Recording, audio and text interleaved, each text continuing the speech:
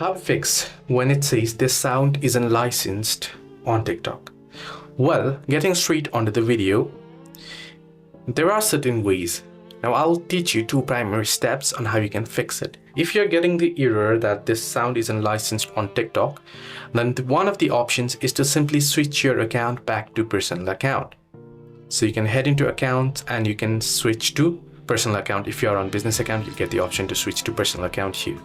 If you wish to not set or change back to personal account, you can use the backdoor option. Now the backdoor option I call is, what you can do is you can go ahead and head over and upload the particular song that you would like to upload to.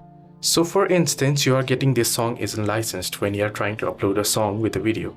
Now you can go ahead and click on replace music or add music option. So you can see it says my music can't be used. What I'll do is click on replace music. Now remember, you don't have to replace it. You can just add some random sounds that you like to do so for, and then click on done. Then the next step is to head into edit section and then unmute your video and then mute the sound that you added. Then you are good to go. Now you'll have your original song and you won't get that particular error saying that this song isn't licensed. So this is how you can get around. Hope this video was helpful. Do like and subscribe.